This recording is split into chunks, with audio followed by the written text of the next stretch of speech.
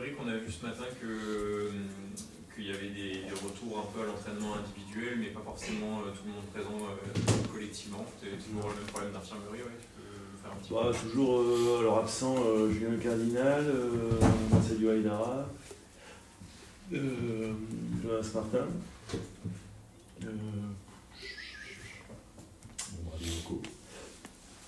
Et puis, je crois que c'est tout. Après, Jordan aussi, hein. Qui Jordan de ma vie. Ah, Jordan. Voilà. Toujours 5 absents. Retour de Soumi, bon, il était dans le groupe. Retour de Soumi, arrivée de Justin. Surprise du mercato. Qualifié? A priori qualifié. Le choix de Justin. Bah écoute, moi on m'en a parlé il y a déjà 2-3 mois. On m'avait indiqué qu'il y avait un bon joueur côté à gauche qui jouait à Concarneau. On m'avait parlé comme ça succinctement à ce moment-là. Et puis quand je participe à des réunions avec la cellule de recrutement et avec Ramzi. Et puis après il s'est posé la question de prendre quelqu'un avec les blessures qu'on a eues dans ce poste-là. Et après, on propose plusieurs possibilités, plusieurs solutions, des joueurs qui viennent de l'étranger. Et puis donc on reparle de ce jeune. Et puis moi je dis je vais voir un peu, je vais regarder un peu. Moi j'ai regardé 2 matchs, je m'a convaincu.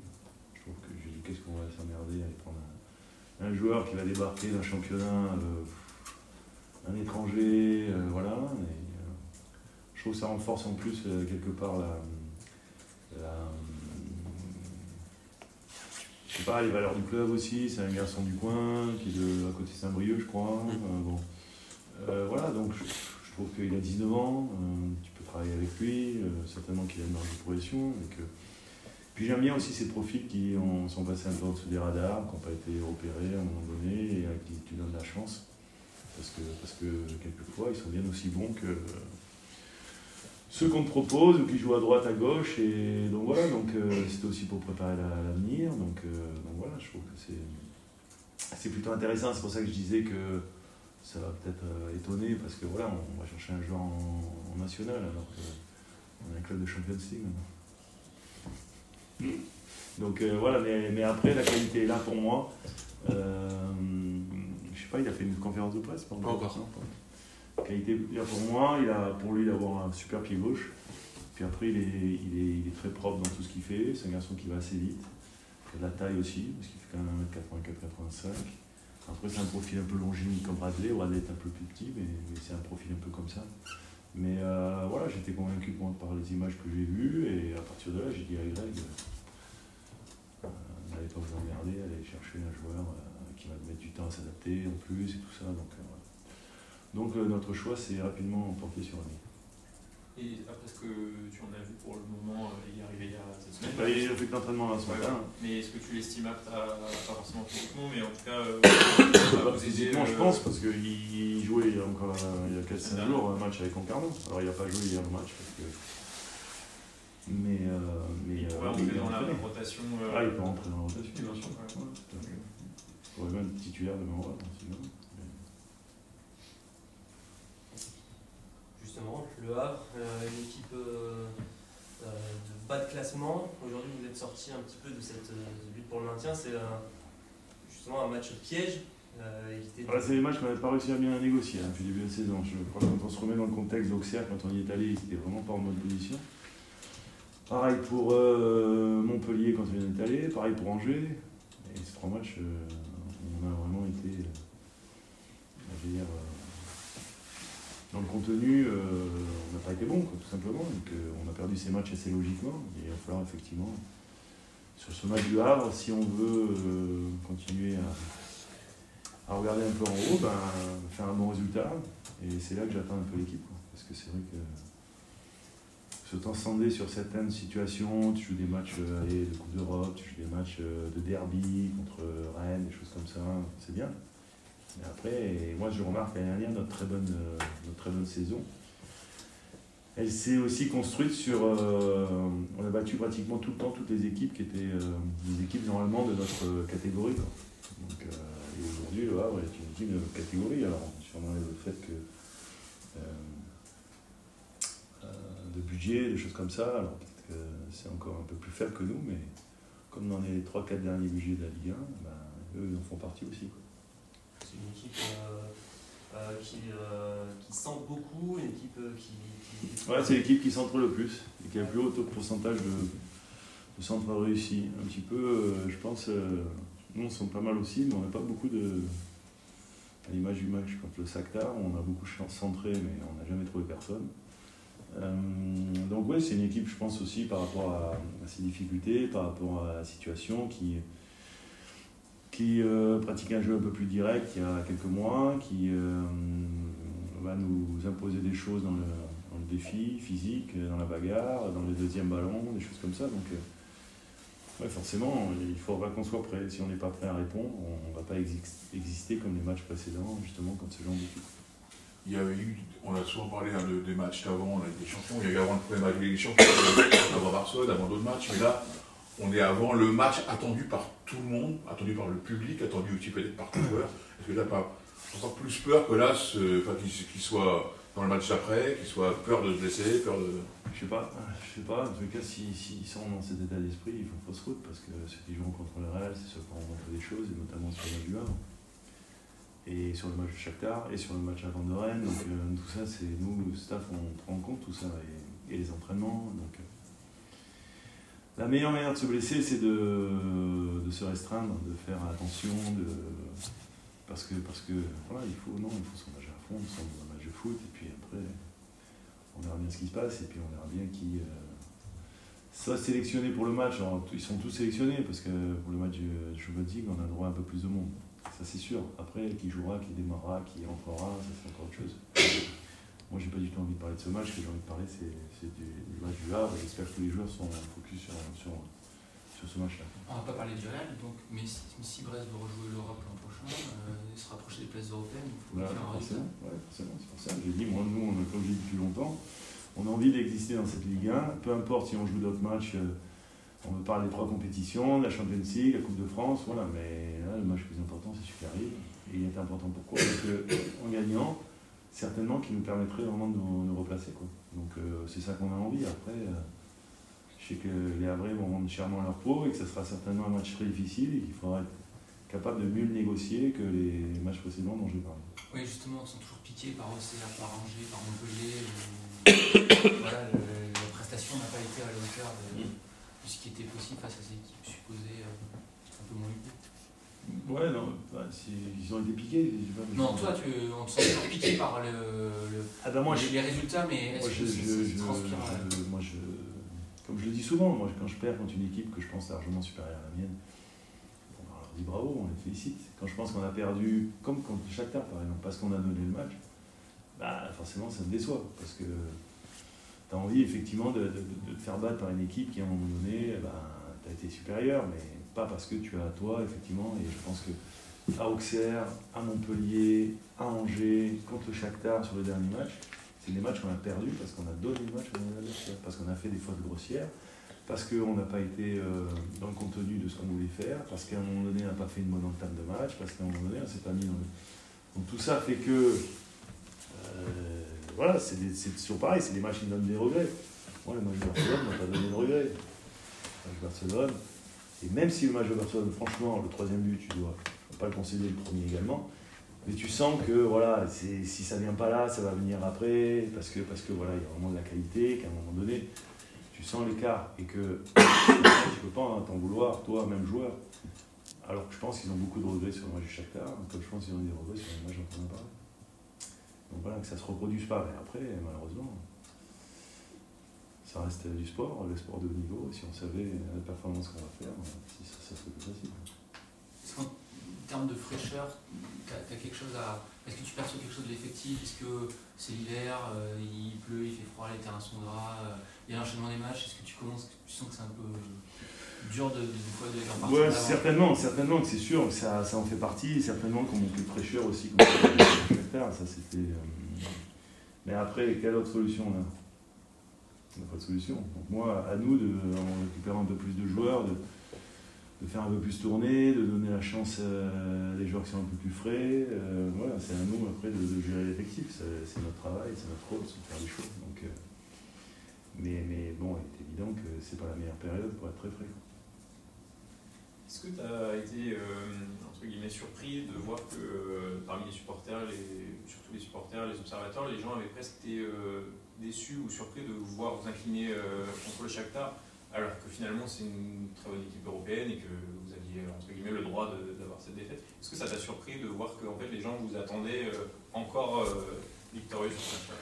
Oui, non, dans le sens que je pense que comme on a fait des très bonnes prestations, ils s'imaginaient, et nous on s'est imaginé aussi qu'on était capable de battre cette équipe. Après, comme tu le répètes, Shakhtar c'est une équipe du chapeau 2. Nous en fait on a battu 2 équipes du chapeau 4, on a fait match nul avec une équipe du chapeau 3, non, on a fait match nul avec une équipe du chapeau 3 et on a battu notre équipe du chapeau 3, on a battu une équipe du chapeau 2 et on a perdu contre une autre équipe du chapeau 2. Donc en fait on a fait des exploits pratiquement tout le temps, on a battu une équipe chapeau 3, chapeau 2. Maintenant Shakhtar, on pensait sincèrement qu'on était capable, je pense qu'on n'a pas été à notre niveau. Et en fait, moi, beaucoup de messages que j'ai reçus, c'était on n'a pas reconnu ton équipe. C'est ça qui me gêne, voilà. Après, quand on s'est battu par l'équipe du Shakhtar, qui a montré beaucoup de qualité aussi, alors, ils ont surfait aussi parce qu'ils ont sorti pratiquement tous leurs Brésiliens qui ne jouaient pas trop souvent sur les dernières semaines et tout ça. Et que voilà, ils ont fait un match supérieur, surtout sur la première période, après sur la deuxième, ils ont géré, ils ont laissé venir et tout ça. Bon. Mais globalement, oui, non, pas. C'est pour ça que je dis oui et non, pas complètement surpris, parce que.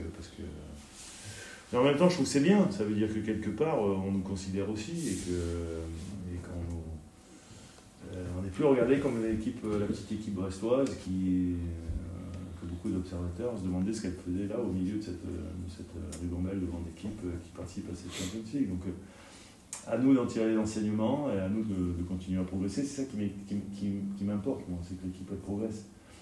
Voilà, j'aurais aimé que ce match Shakhtar soit justement l'opportunité de montrer encore qu'on était capable de passer un palier supplémentaire. Bon, on a échoué, maintenant on a notre quotidien qui est ce match au Havre, et là je pense qu'il faudra montrer du caractère pour pouvoir répondre.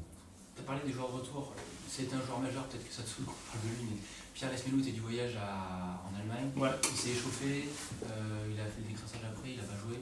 Est-ce que tu es tenté de le faire jouer au Havre, d'entrer, ou comme tu l'avais envisagé la fois d'avant, de lui donner un peu de temps de jeu sur la fin? Je sais pas, parce que lui c'est un peu au jour le jour, et comme sa situation elle s'améliore au jour le jour, on fera un point avec lui demain encore, et puis on verra s'il peut participer, si on va jouer ou pas. Et s'il peut pas, et s'il ne se sent pas encore prêt, il restera sur le banc, mais tout est possible. Soumaïla, c'est possible aussi d'entrer. Ouais, Soumaïla, c'est possible aussi. Alors lui, il est plus. Je pense qu'il est plus proche quand même d'un retour que Pierre. Ça peut démarrer un match, pardon.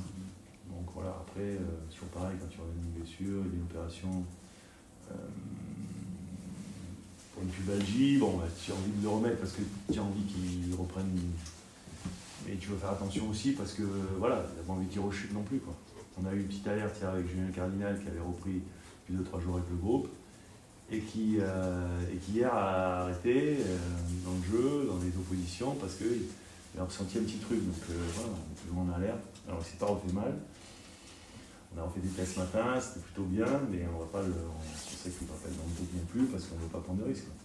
Oui, parce qu'il était retour de suspension et censé pouvoir revenir là. Ouais. Donc, il n'y a rien à le principe de précaution.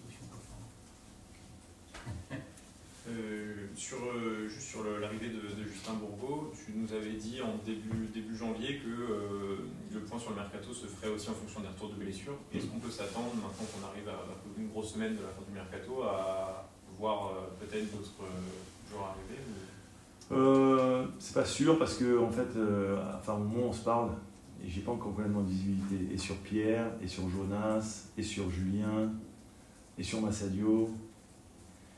Donc c'est compliqué alors. Massadio, à part parce qu'on a pris quelqu'un en poste maintenant. Jordan, lui, il n'a pas recommencé encore la cour, donc Jordan, ce ne sera pas avant 15 jours, 3 semaines. Ce qui posera un problème un peu, c'est notre entrejeu aujourd'hui, où on est quand même un peu à découvert quand Pierre n'est pas apte et qu'on a en fait 4 milieux, 5 milieux avec Camo. Des fois, ça peut paraître un peu juste. Et je parle surtout des milieux, et j'enlève Camo, je parle surtout des milieux potentiellement défensifs, quoi. on a réellement que 3, et en plus, on sait que Mali, nous, on aime bien qu'il se projette, qu'il soit assez box-to-box, donc on a réellement que Eddy et Hugo, en fait. Donc voilà, donc c'est vrai que c'est un peu lié au retour de Pierre ou pas. Et c'est pour ça que les 3 prochains jours seront importants. Après, si à un moment donné, on sent qu'on va peut-être être en difficulté, et que Greg nous sortira un truc dans les dernières heures du mercato, comme il aime bien le faire. Il aime bien le suspense, Greg. C'est pour vous, justement, pour que vous soyez un peu sur les chemins. Qu'est-ce qui va se passer? Même s'il dit que janvier c'est un mercato d'ajustement où tu des joueurs éventuellement en échec ailleurs, tu t'ajustes, pas comme un mercato de... Ah non, c'est pas un mercato de... Alors après, Lyon, l'année dernière, on fait un mercato de... Voilà, tu vois. Bah, il faut des moyens, quoi. Ou alors, il faut que tu puisses avoir des déficits que la DNCG après te réprimande, quoi. Mais bon, ça c'est des choses que nous, on ne connaît pas. Donc ça veut dire quand même que Soumaïla, c'était juste le temps de 10 minutes qu'il a joué en 6 en Allemagne. Ouais, c'était déjà pour le remettre un peu dans le... Tu vois. Tu peux pas le replacer, le repositionner. Non. Alors après, tu vois, il a joué en 6. Bon, il peut jouer en 6. Mais après, c'est évident que je préfère le faire jouer en central. Même si Abdoulaye a fait vraiment, je trouve, il est vraiment monté en puissance à tous les matchs. Et je pense qu'il a vraiment pris maintenant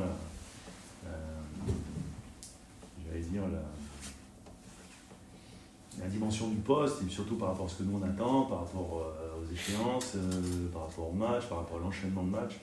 Ça reste un jeune joueur aussi, d'avoir enchaîné autant de matchs en l'absence de Soumis, en étant toujours aussi régulier. Félicitations à lui, quoi.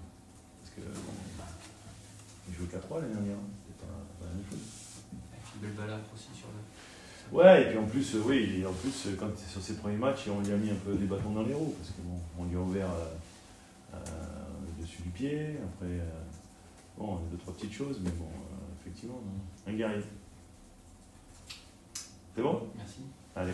Merci On va essayer. Pour revenir au Havre, dernière question, Didier Digard, que je connais bien, je crois que c'était ton capitaine quand tu étais à Nice. Ouais. Comment tu C'était vois ma sentinelle. Ouais. Et comment tu vois son évolution en tant qu'entraîneur, c'est un style de jeu? Non, mais Didier, déjà je connais l'homme, je connais le joueur. C'était un très très bon joueur avec une qualité de passe, une très bonne qualité de passe. Un garçon qui était un leader, qui était vraiment un joueur majeur pour moi, en tous les cas quand j'ai commencé ma carrière d'entraîneur à Nice. Après, c'est difficile pour moi d'en parler en tant qu'entraîneur parce qu'on l'a vu avec Nice faire des choses vraiment très très bonnes quand il a démarré, où il est resté, je crois, un sacré nombre de matchs invaincus, je crois, avec Nice. Après, il arrive dans un club, forcément, c'est pas les mêmes moyens que Nice, c'est pas les mêmes joueurs et tout ça, et c'est plus compliqué. Et c'est là où nous, en tant qu'entraîneur, il faut qu'on soit très très humble par rapport à notre métier, notre carrière, parce que c'est toujours plus facile de gagner des matchs quand tu as des bons joueurs. Ça, c'est à mon avis des grands joueurs. Donc voilà, après, je pense qu'aujourd'hui, il est en train pleinement de rentrer dans ce métier-là, dans la difficulté. Moi aussi, quand j'étais à Nice, j'étais un peu comme lui, je jouais là, on jouait le maintien. Et c'est des matchs pas faciles, où il faut gérer ça, mais c'est vachement enrichissant aussi, parce qu'il faut être capable de garder son sang-froid, de faire des choix justes. Et lui, aujourd'hui, je pense qu'il est en plein là-dedans. Donc, effectivement, il avait été déçu du match aller, et je suis assez d'accord. Moi, j'avais vécu le match de mon Perchoir, ce match-là, parce qu'il s'était créé beaucoup de situations, et que ce match-là, on l'a gagné 2-0, mais en n'étant vraiment pas non plus très très bon. Et donc c'est vrai qu'on avait parlé 5 minutes après le match, je l'avais félicité parce que j'avais trouvé que son équipe avait été plutôt bonne sur notre match. Pas très réaliste, manquait un peu de réalisme et pas très, j'allais dire, payé à la fin du match. Mais bon, globalement, j'ai pas de souci pour lui parce que c'est un mec de caractère et je pense que voilà, il fera sa carrière. Après, aujourd'hui, dire exactement, je suis pas aux entraînements et je sais pas comment il manage son groupe, mais je sais que c'est un garçon qui a du caractère et qui a des idées, donc je pense qu'il réussira à les sauver, je pense.